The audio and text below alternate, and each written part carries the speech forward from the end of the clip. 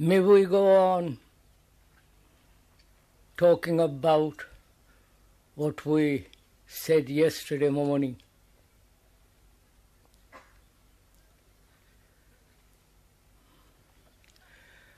We were saying how important it is that there should be transformation of in the human consciousness. I think it is fairly obvious why it is so absolutely necessary and urgent. One can observe right throughout the world there is great disorder, politically, religiously, economically, and in our social relationship, which is society. There are wars, cruelty, every form of distortion. And apparently, no religious person or group of people have transformed themselves radically and so affected the whole of human consciousness. And what we were saying yesterday was that when there is human transformation, that is, there is a transformation in the content of your consciousness, which is you, then that very transformation affects the whole of mankind, which again is fairly clear. And I hope one understands this fact, that where there is a radical transformation,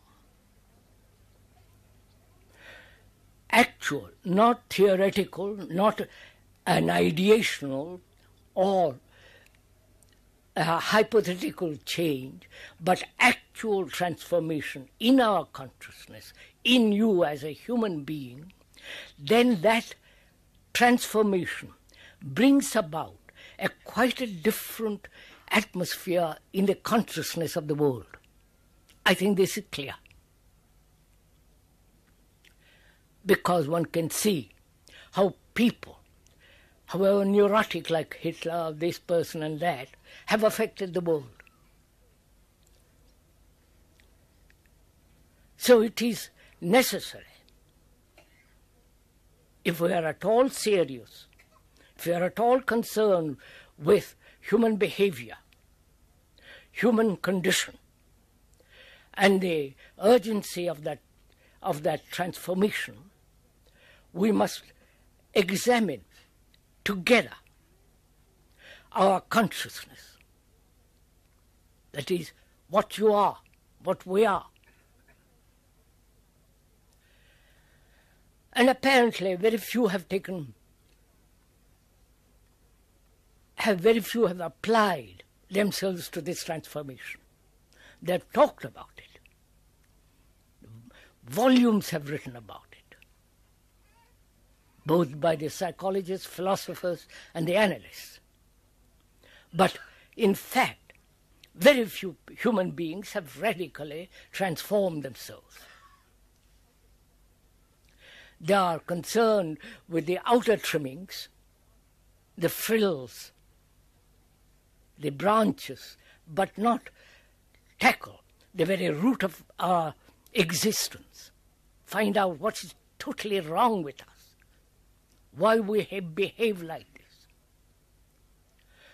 So, what we were saying yesterday, if we may continue with it today,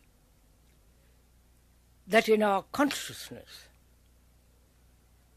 there are three principal factors.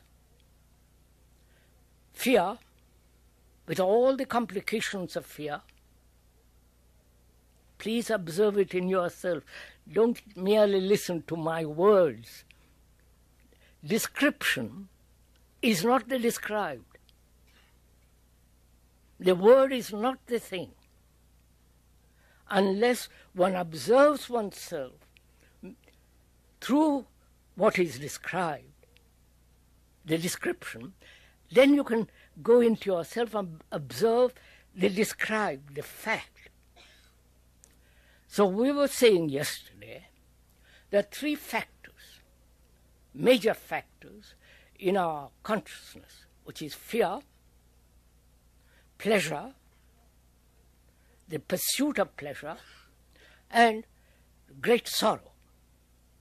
Sorrow implying grief, travail, anxiety, every form of neurotic behavior, all that's in our consciousness. And is it possible to change that consciousness, to bring about a profound revolution in that consciousness?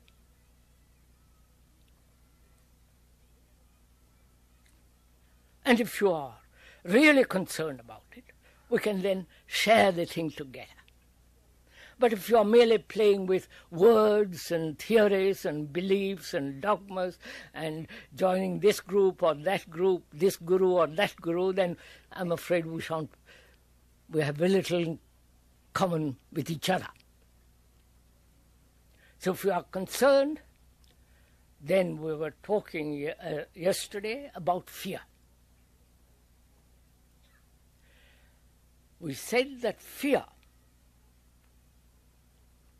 is the movement of thought.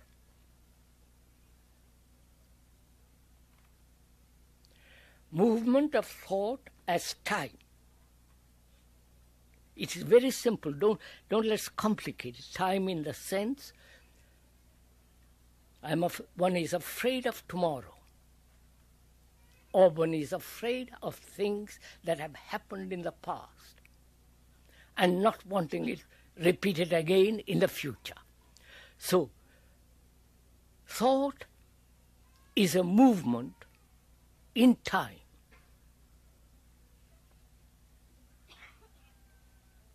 Right? And fear is part of that movement of thought.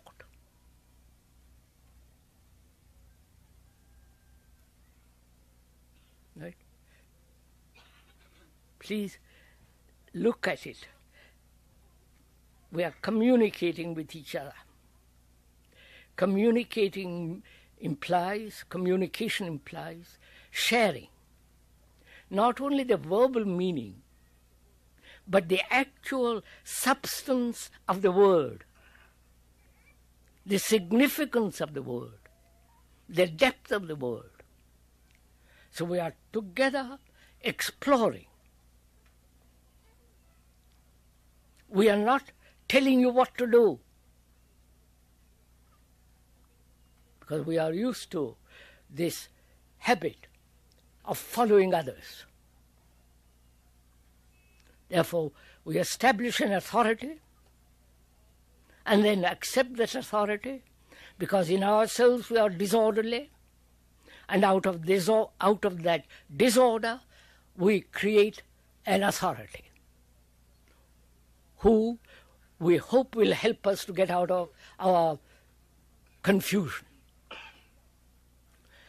On the contrary, we are saying in the matters of the mind, psyche, in the matters of spiritual things, if I may use that word spiritual, it rather stinks but doesn't matter. We'll use that word. There is no authority. There is no guru, though this country is inundated and Western world by the gurus from India.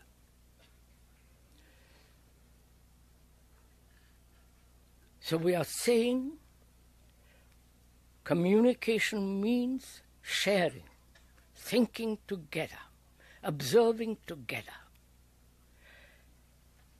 Together, not the speaker says something, you accept it or deny it, but sharing, actually together what we are observing in ourselves.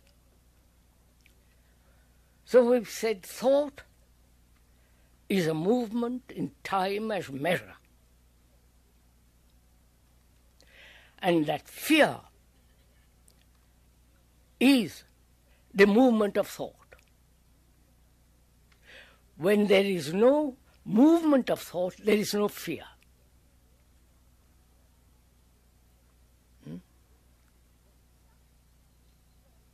We went into it yesterday fairly deeply, and perhaps I can go into it very, very briefly now again, which is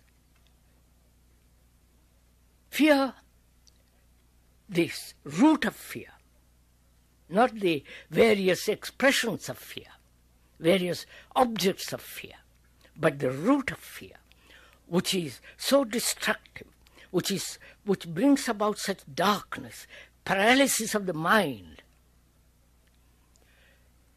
That fear does it come about through the word fear, or is it independent of the word? Please observe, examine your fear in that way as we are describing. Does fear exist without the word, or does the word fear create fear? That's one problem. Then, how do you observe fear? When you say, I know I'm afraid, how do you know? Is your knowledge based on past experiences of fear? So you are looking at the fresh fear with the eyes of the past, and therefore giving to that new fear strength. Vous avez compris? I mean, you understood? That is, I am afraid of something I have done, or something I might do. And that thing, I have named it as fear. When I have named it, I have recognized it. And the recognition of it only strengthens the fact of fear. Now, is it possible to be aware of that fear, the new expression of fear, and not name it, and observe it? You've understood? Is this clear? May we go on from there? That is, to look at the new or the fresh form of sensation which we call fear without categorizing it, without putting it into a frame, and thereby giving it vitality. So is it possible to observe that fear without naming, without trying to suppress, analyze, escape from it, just to observe it? And you cannot observe it if you have put it in a frame, because we have already captured it and held it. So what then becomes important is how you observe your fear, how you look at it. Do you look at it as an entity separate from fear?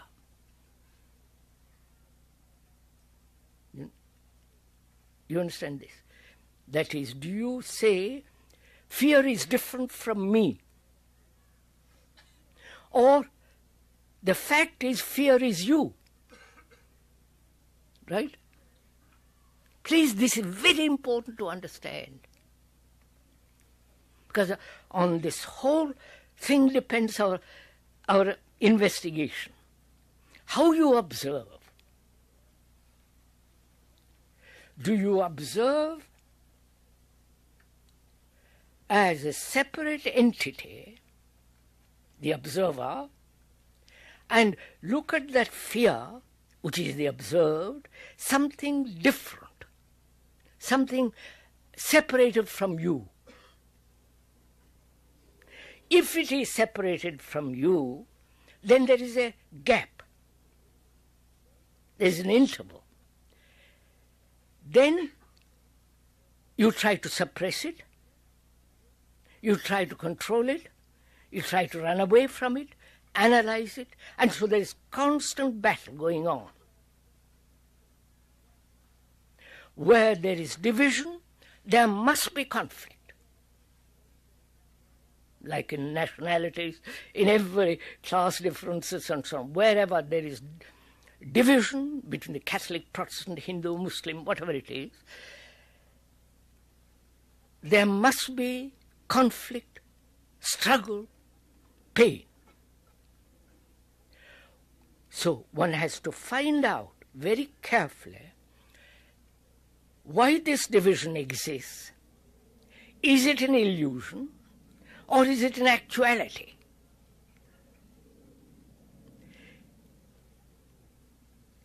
Like anger, anger is not separate from you. When you say I'm angry, you are angry. It's part of you. Right? But when you are afraid, it's not part of you. You say, I'm going to do something about it. So you have created a division and hence conflict. Whereas when you observe fear, that fear is you, part of you. So the observer is the past. Right? Please understand this very deeply. The observer is the past. He has accumulated a great deal of knowledge, experience, and with that memory, he looks. So the past meets the present and says, I am different from the present. Whereas the observer is the observed. Right? Please get this. The thinker is the thought. There is no thinker without thought. The experiencer is the experience. Right? Let's look into it a little bit more. That is, when you experience something, you must recognize it. Otherwise, it's not an experience. Right?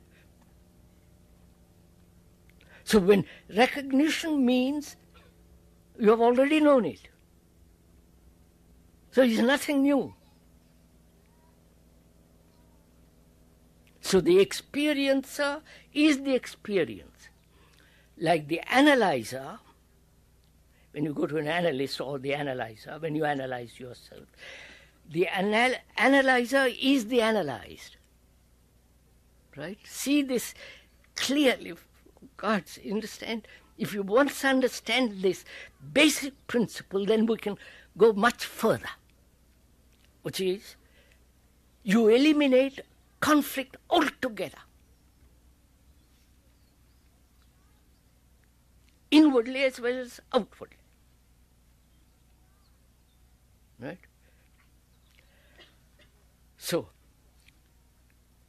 when you observe fear, are you observing it as a separate person, and fear is not part of you, and therefore you are in conflict with it.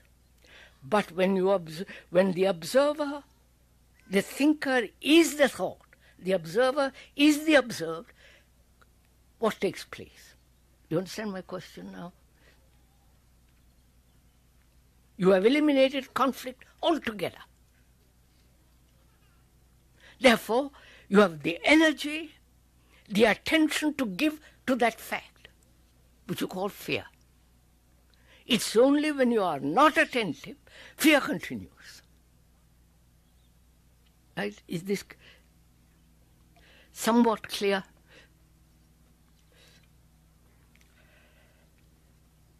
So, this is what we were saying yesterday. It took an hour and a quarter. We are trying to make a resume of it in a few minutes. So we must go on with other factor, which is, as we said, in human consciousness, which is so limited, so conditioned by these three factors: fear, pleasure, sorrow. It is limited by that.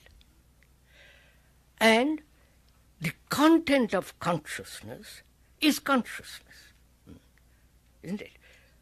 The house is what it is, what is inside. So, our consciousness has these three main factors.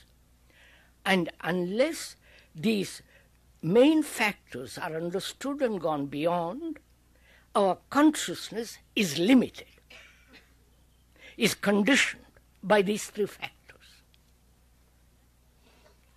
And therefore there can be no radical transformation. We are concerned with the radical transformation, not trimming, not the outward edges of life, but the deep problems which confront man, and to change them radically. So, now we're going to talk about pleasure, which is one of the greatest factors in our life. We are not saying it's right or wrong, it's good or bad. We are looking at it, we are exploring the content of pleasure. Why human beings right throughout the world have pursued pleasure in different forms. Pleasure through religion, essentially. When you seek what you call God, it is ultimately pleasure. Pleasure in multiple forms: sexual pleasure, pleasure of possession, pleasure of attachment, in which is involved fear, but we'll go into it presently. Pleasure in achievement, in success, pleasure in arrogance, pleasure in having a tremendous reputation. So there are these extraordinary forms of complicated pleasure. Why do human beings pursue this? It's not only in the modern age, but also from the ancient of times. This has been one of the major factors. And religion, throughout the world, has said organized religion, which is based on authority, belief, superstition, and all the rest of it.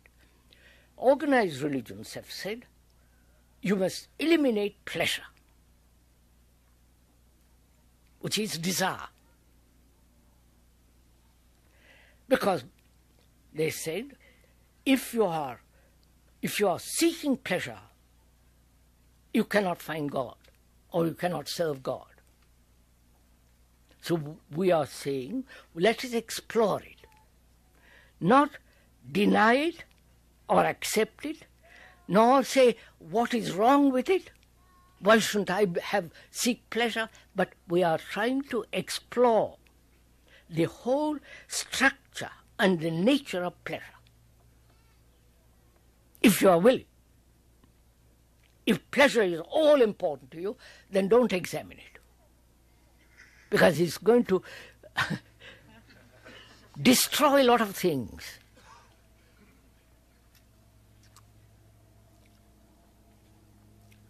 As we said yesterday also, to understand pleasure deeply, what is its significance, what is worth, we must examine very closely what is thinking. Because part of pleasure is thinking, imagining, making pictures, making images. You understand? So we must go into the question very deeply, if you want to, into the problem or into the question of what is thinking.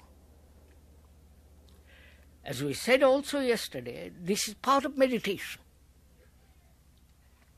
The investigation or the examination of fear, the examination and the understanding of pleasure, and the ending of sorrow is part of meditation, not the repetition of some mantra, sitting in a corner and maybe just going off into some kind of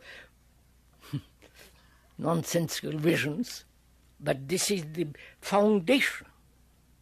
Please see this. This is the foundation of meditation. If you are not deeply established in this foundation, your meditation is bound to lead to illusion, meaningless. So we are going to now together examine what is thinking. Because all our structure, all our action, all our beliefs, all our religions, though they say it's revelation, all the rest of it, is essentially based on thought. Right? You cannot possibly deny that.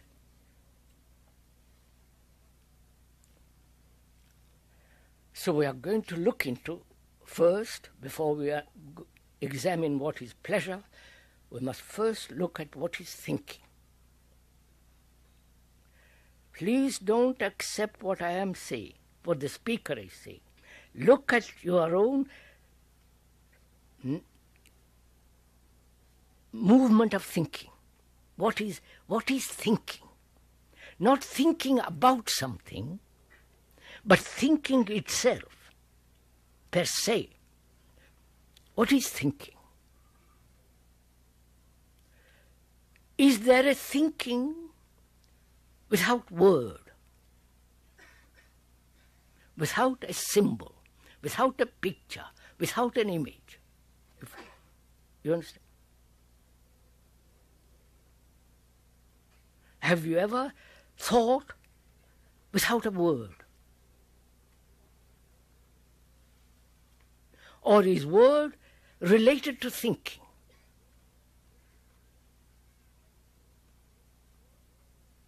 And if word is related to thinking, then word becomes tremendously important, which it has in our life. When you mention the word God, somehow some extraordinary transformation takes place. And when you also say there is no God, God is dead, it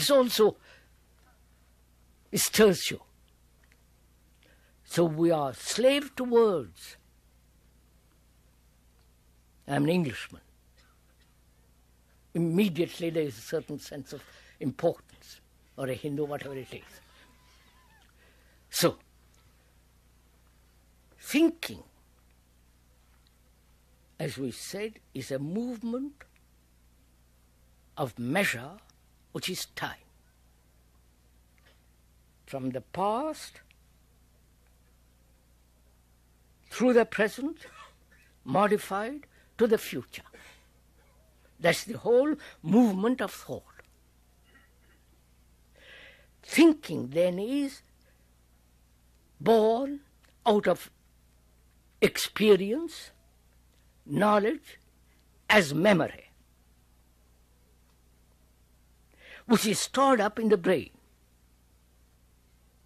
which obviously.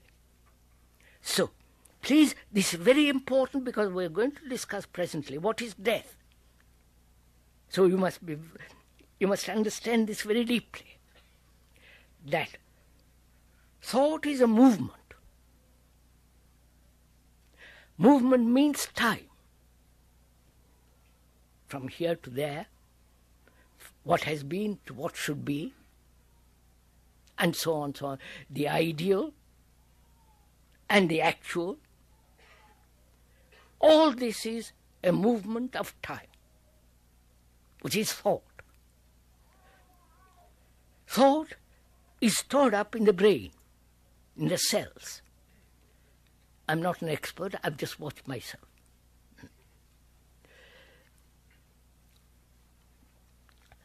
Now, here arises a very interesting problem, if you're interested, if you can go into it, which is, can time have a stop? Not the chronological time, not when you catch a train and bus and all that. Don't confuse it, then you lose your bus.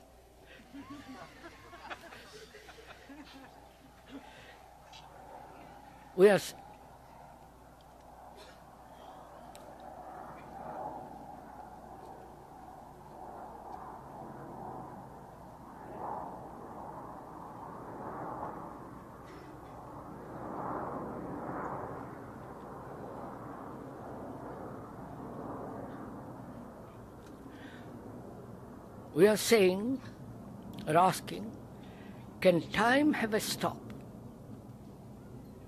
As can the movement of thought come to an end?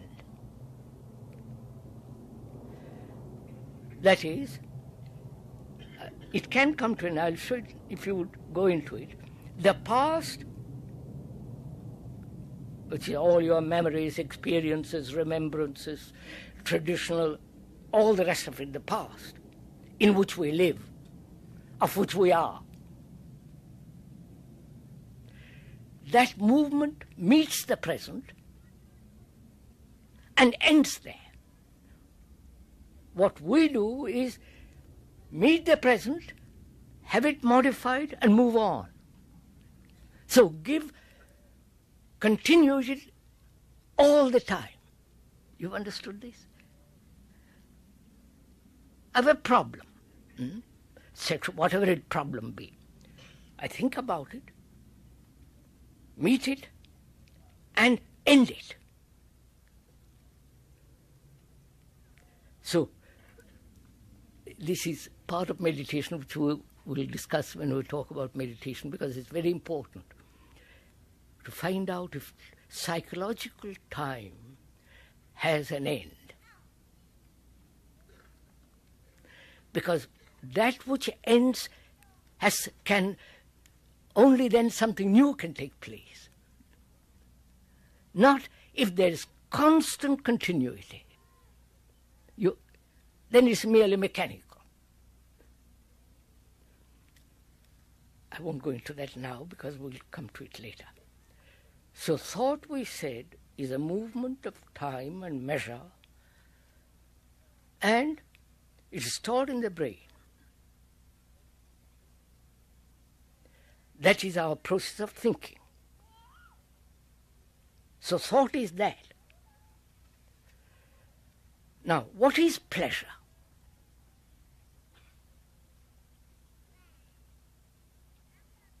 What is the difference between pleasure, enjoyment, joy, and there are that rare moments in human life, ecstasy.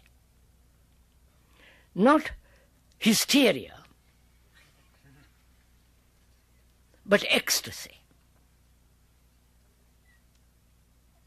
So there are these factors: ecstasy, joy, enjoyment, and pleasure. Four different factors in this so-called pleasure. What is pleasure?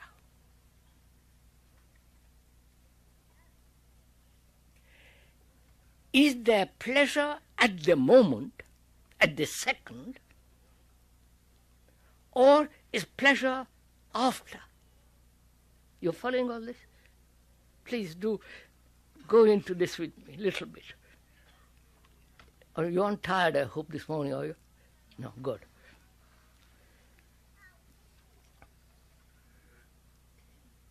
We are asking, is pleasure at the second, or is it after? Gone?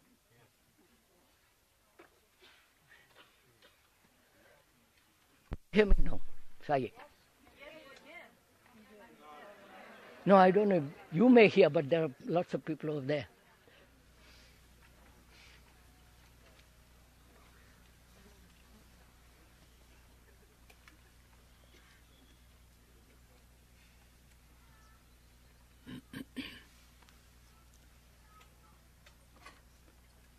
I'm glad you have had patience.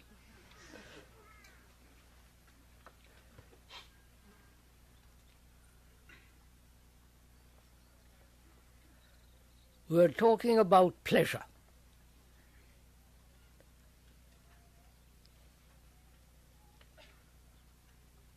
And it's very important to understand, I think, what great part it plays in our lives.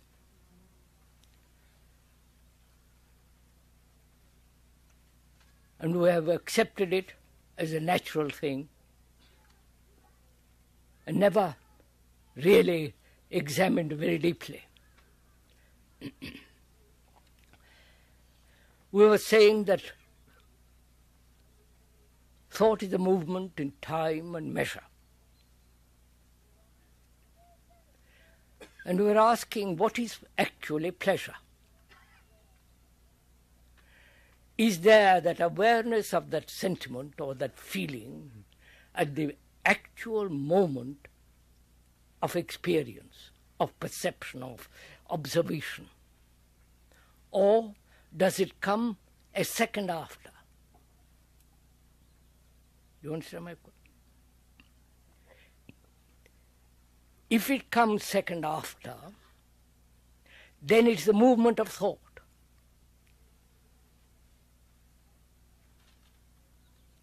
But at the actual second of seeing some marvelous beauty, the sunset, a lovely tree in a field, or a beautiful face, at that moment of perception, there is no pleasure. There is only perception. But a few seconds later, memory begins to operate. That is, thought says, I must have more of it. So there is, at the moment, there is no recording. Please, this is very important to understand. At the moment of any action which we consider pleasurable, at that second, there is no registration in the mind, in the brain, at all. The registration takes place when thought says, I must have more. Haven't you observed this in yourself? So, it is only when thought takes over, then the registration process in the brain takes place. Right? And so, thought then pursues it in image, in desire, in image, and so on. So, at the moment of actual incident, actual happening, the brain is not registering at all. This is very important to understand, because the function of the brain is to register. And it wants to register because memory, in that registration, there is security. Right? And brain can only operate perfectly when it is secure. Either in neurotic action or neurotic belief, therein that there is security. So registration takes place in order to be secure, or continue the pleasure of that incident. So pleasure is non-existent at the moment of action, at the moment of perception. It only takes place after. So can there be no registration after? Only perception, and not a continuity of that which you call pleasure. Have you understood what I'm saying? Is this somewhat clear? Wait a minute. You see a mountain, snow-capped, marvelous sight, dignity, stability, endurance, an extraordinary thing to observe. Then the very dignity and the beauty and the majesty of that mountain absorbs all your thought. It is so great you are absorbed in it. But a second later, registration takes place. How marvelous that was. The registration and the expression in words, how marvelous it is the movement of thought. Right? So, pleasure is the continuity of that which has happened. It's very simple. Sexually, in observation, it's always after. Now we are saying, can there be an observation only, and not the movement of thought interfering with that observation?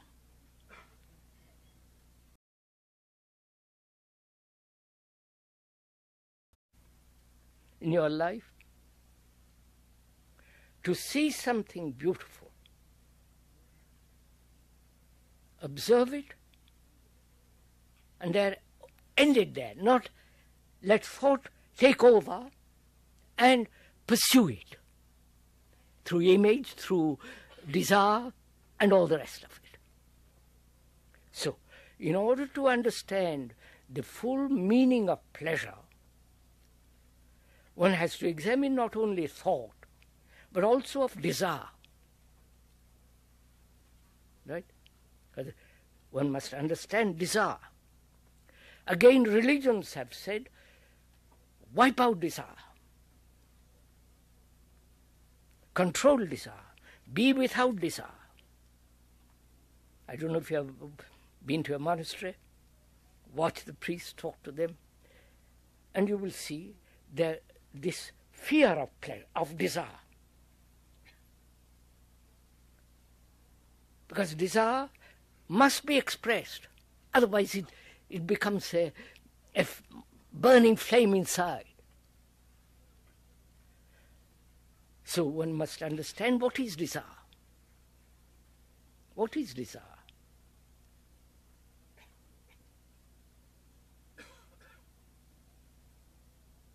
When you are asked that question, what's your inward response to that question? What is desire? Probably you never even asked it. If you ask it, what is it? It's obviously sensation. Beginning of it, sensation. Seeing something beautiful, whatever you, a dress, a car, a woman, man, whatever it is, see, perception, then contact, sensation, then thought comes. That is, sensation plus thought equals desire. Desire then creates the image. Right? This is simple. Sensation, thought, desire, and the image that desire creates. So,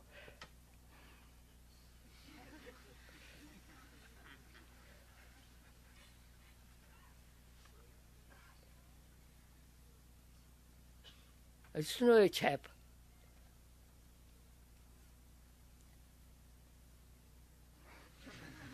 who used to put aside a piece of sugar for the flies.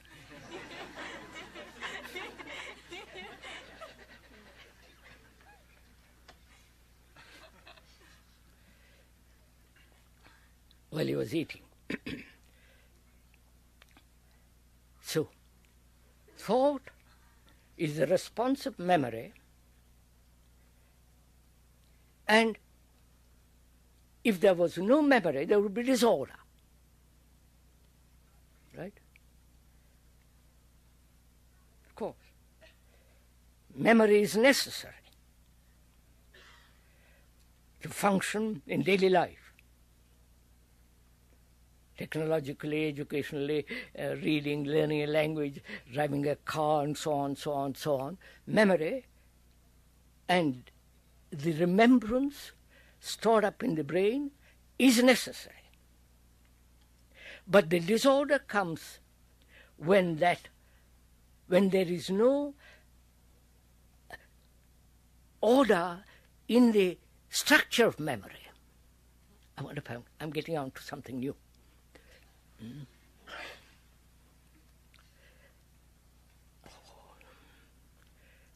That is, one recognizes memory is necessary as knowledge, learning a language and so on. But memory becomes disorder psychologically. Because memory is mechanical, right? So our relationship with another, if it is mechanical, which is memory, then there is no relationship. I wonder if you see this. Then therefore there is no order in the relationship. Right? So one must be aware of this disorder and order. Disorder takes place in relationship when memory operates. I wonder if you get the point of this. You are my wife or my husband. We have lived together, sex, annoyance, jealousy, antagonism, irritation, nagging, possession, and all the strain of relationship. That is disorder. Right? Please see that is disorder. Because we are operating on memory. And therefore memory, which is mechanical, in relationship, in human relationship, becomes disorder. Capture it? Have you got it?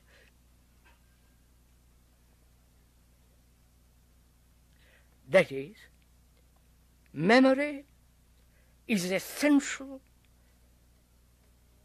at certain level, in certain area. But in human relationship, when there is the operation of memory, then that brings disorder.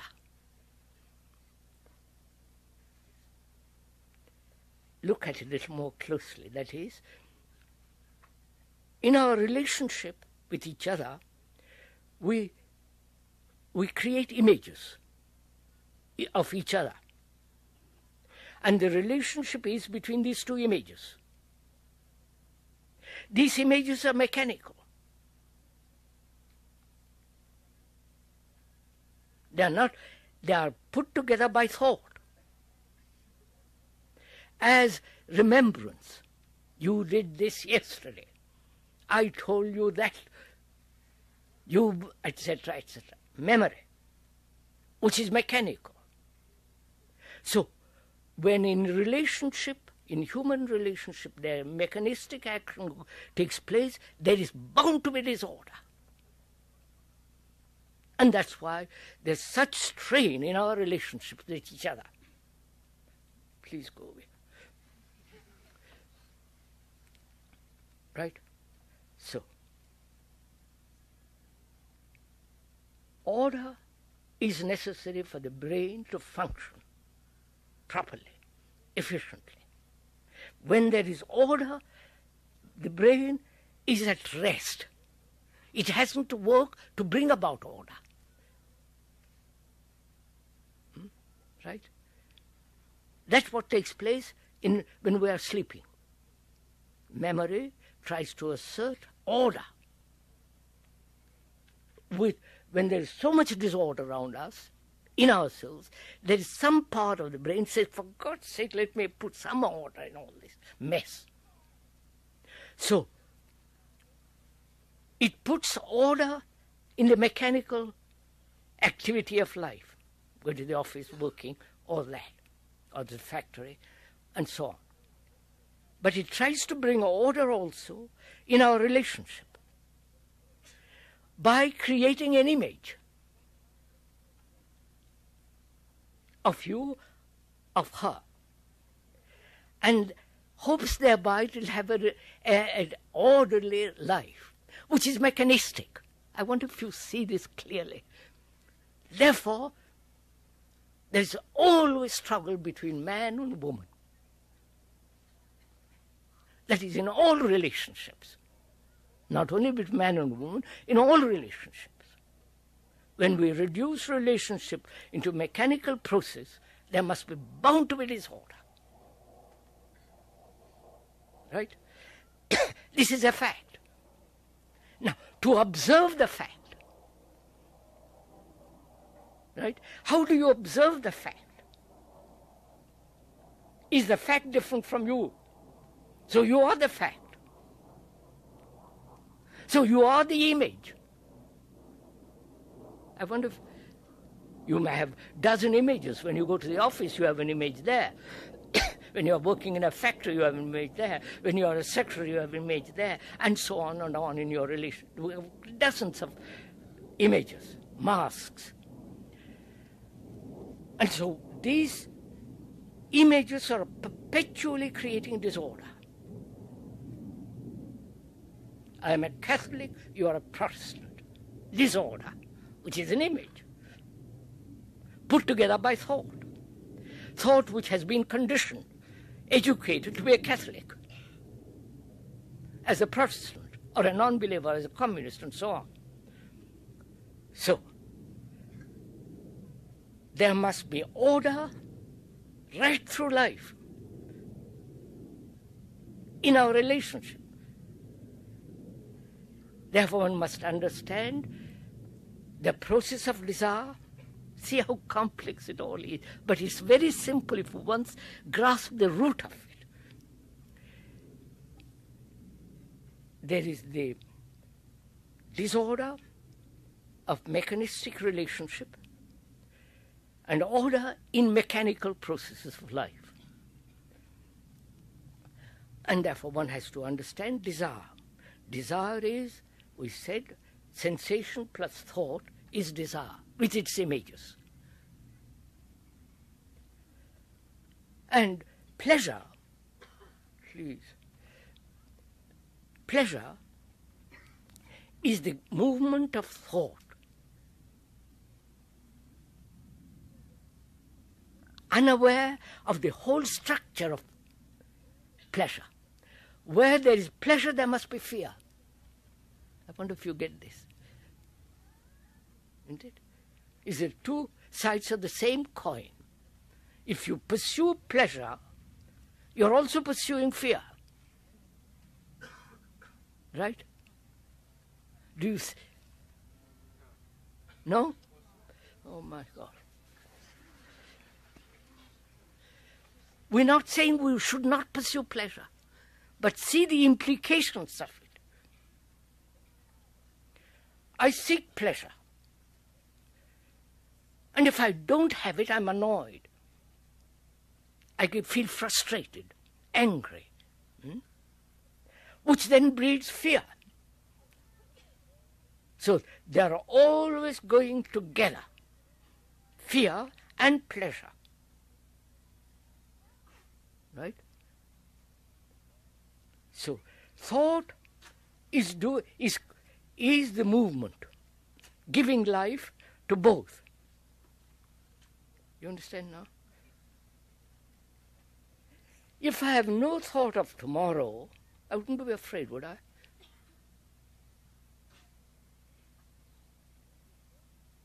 At the moment of an incident, danger, there is no fear. It's only after. The after is the movement of thought. So you see, this is very important. Can the brain not register at all and so give movement to thought? You understand? Look, I'll explain. Just look at it. You see a sunset, and take that as the most simple thing, though it's time-worn, but doesn't matter. You look at a sunset. At that moment of perception, the beauty, the color, you follow the whole of it. There is no registration. Just there is the mere observation of an astonishing sight. It is so, right? Then thought comes and says how marvelous that was. I must write a poem about it. I must write it in my letter to my friend, or paint it, verbalize it. All the movement of thought. Now, to observe the sunset and not let thought come into it at all, that requires great attention. And not to let the movement of thought take over, which is the pursuit of pleasure. Have you got something of this? Do it. You will find out what an extraordinary thing it is. That the brain, which is accustomed to register, and it is necessary for it to register, to bring mechanical order in a certain field. But when it registers and pursues what it has registered, then pleasure is the continuity of it, which brings about fear also. You so can you observe only without registering? You understand my question now? Huh?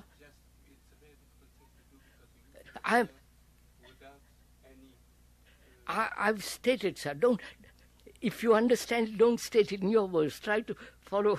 Otherwise, you put it into words, and then it becomes you're maybe twisting it. So please just listen. I am aware that I'm afraid. Psychologically. And not allow them and not register that fact at the moment, which requires tremendous alertness, you understand?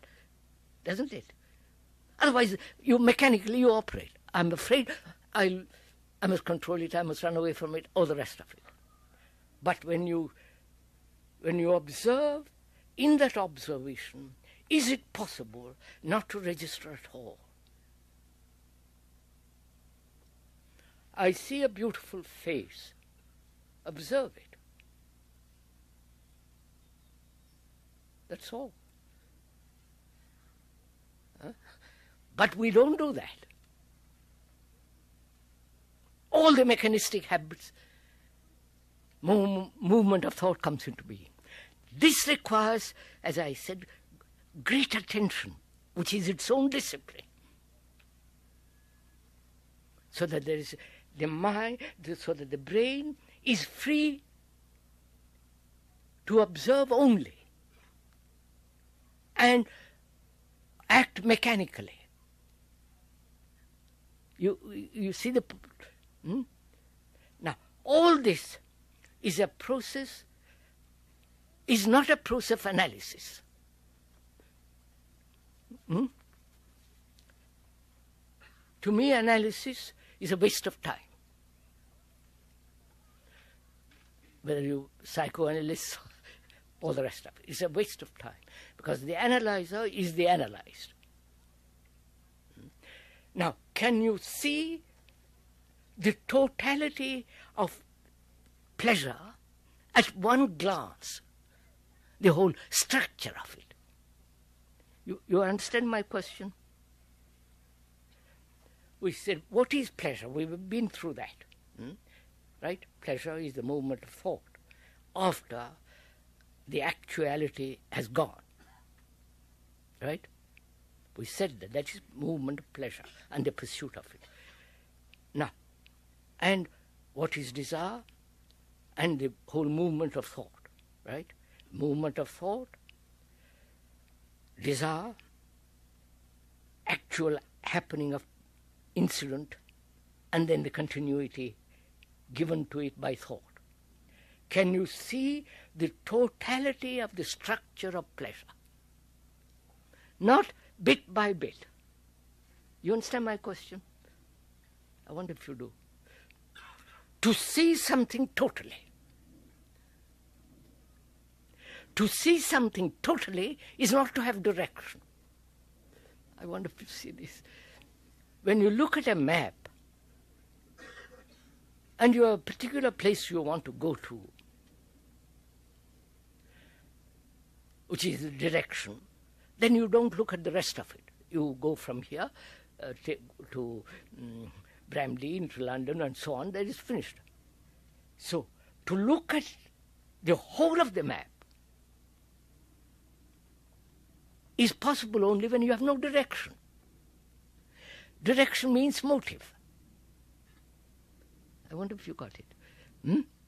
So, to see the totality of and the nature and the structure of pleasure, which is thought, desire, and the movement of thought after the incident, to see the totality of it. If you see the totality, then you can describe it in detail. But the description in detail will not give you the whole picture. I wonder if you get it. So to see something totally, your wife, your husband, your politics, the whole of it, is possible only when there is no motive which gives direction. Got it? So, pleasure is the movement of thought, which is entirely different from that which is enjoyable. You enjoy. Say, if you like food, you enjoy food. But thought comes over and says, I must have the same kind of food tomorrow. Then the habit begins. Then they break down the habit, which thought says, I must break it down. So all the conflict begins. Whereas if you are fond of foods, taste it, enjoy it, and end it there. You understand? And not say, well, I must have it tomorrow or this evening.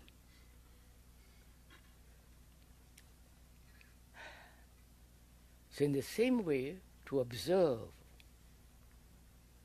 your wife, your husband, everything around you without registering and therefore giving it a continuity.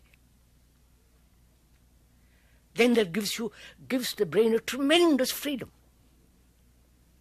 You have established order where it should be orderly, and you have cleared away all disorder in relationship. Because then there is no picture, there is no image between you and her, or between another. Got this? Good. That's enough for today, isn't it?